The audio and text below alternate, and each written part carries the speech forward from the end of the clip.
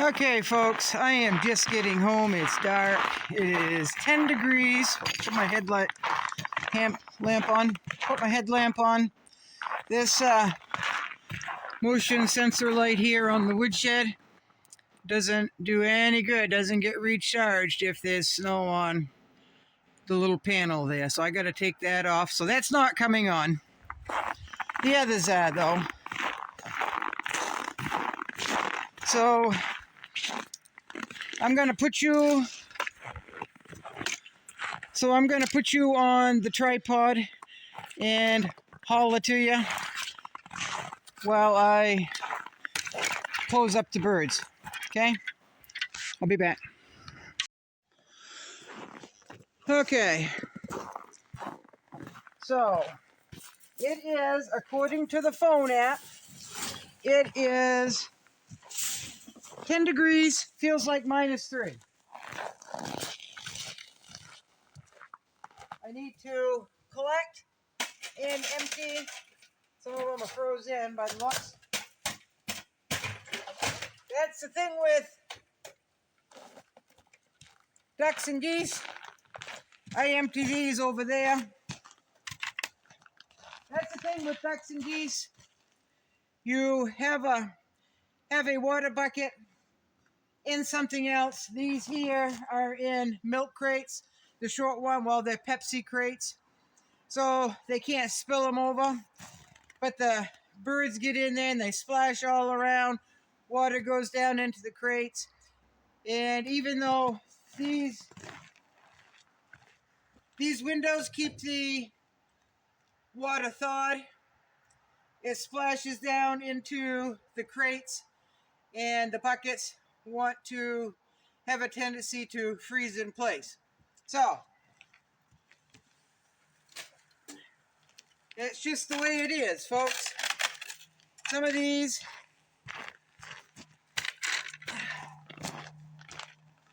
they need to be emptied and rinsed out every night.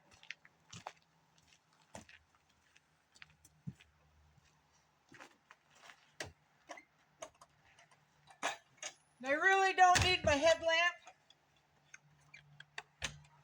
except for I am going into the coop because I have a male Muscovy duck that he does not like the geese.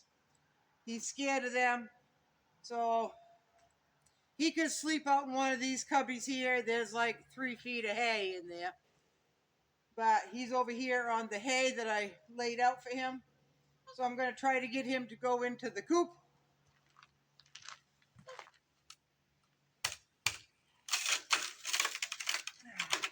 It froze in, folks.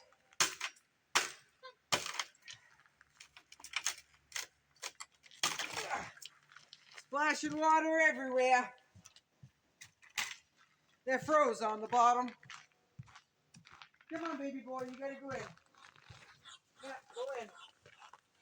No, go in. Go in. Good boy. Good boy. Good babies. Good night. Be good. Don't pick on each other. Alright. So I've got enough solar lights out here positioned around. The only reason I need this headlamp on is when I peek into the coop. And that's it. I forgot a water bucket.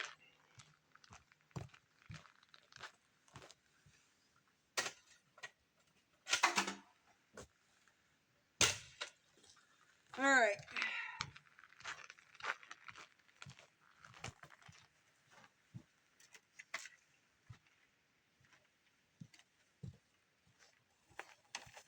When I just had my chickens years ago, the chickens weren't as messy as ducks and geese, trust me.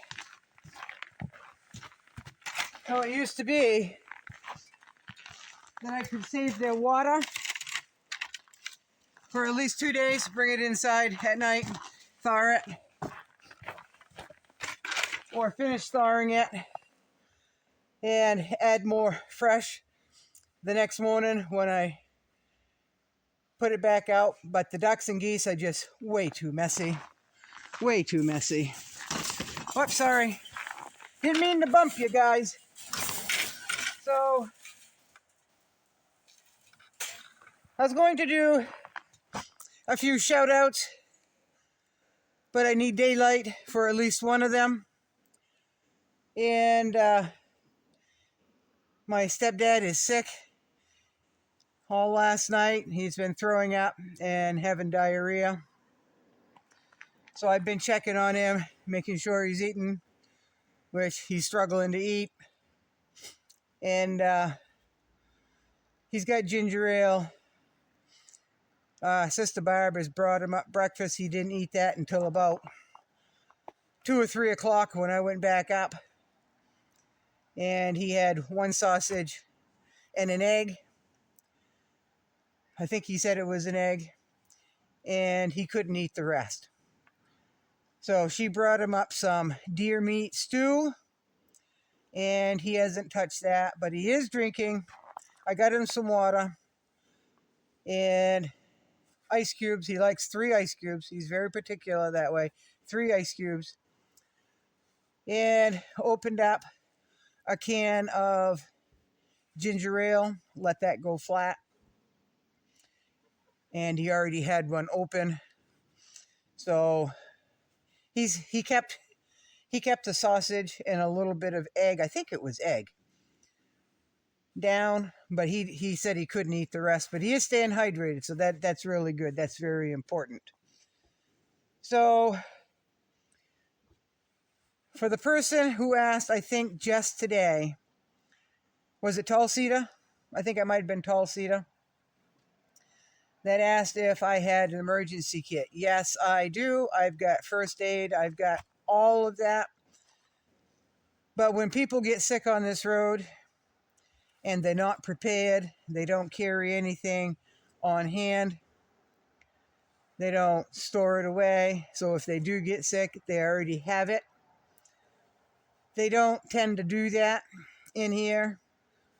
I do, but my supply, with everything going around, my supply is dwindling. So I've got to stock up.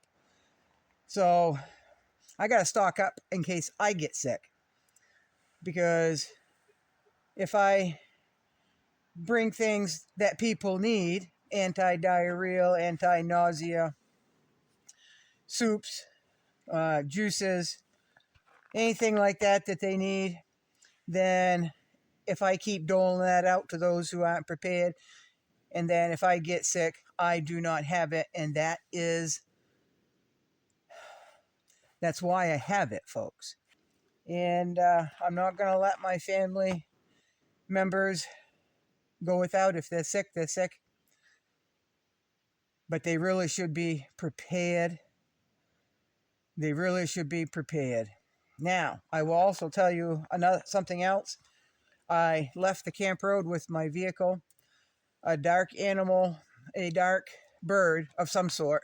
It could have been a juvenile eagle, or it could have been a hawk, but it was coming right over the top of the hood of my car. And I was driving up to see my stepdad, and I had my head cranked right up over the steering wheel, trying to see almost on top of the windshield, right?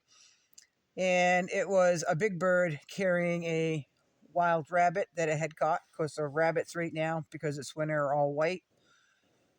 And my vest caught on the steering wheel, and I was looking, so I was turning my steering wheel. You know how you do that? You brace your hands on the steering wheel, and you really crank hard with your neck trying to see something. Yeah, I went right into the ditch, right down through the bank, right up over my brush pile that I had piled there last summer. But I was able to drive out. I slowed down a little bit, but I come right back out of the ditch, folks. But good Lord, I got to pay more attention than that. It was only a bird with its food that it caught, right? But either way, there's no damage anywhere. So just my pride. Just my pride. All right, there you go. Bye-bye. Good night.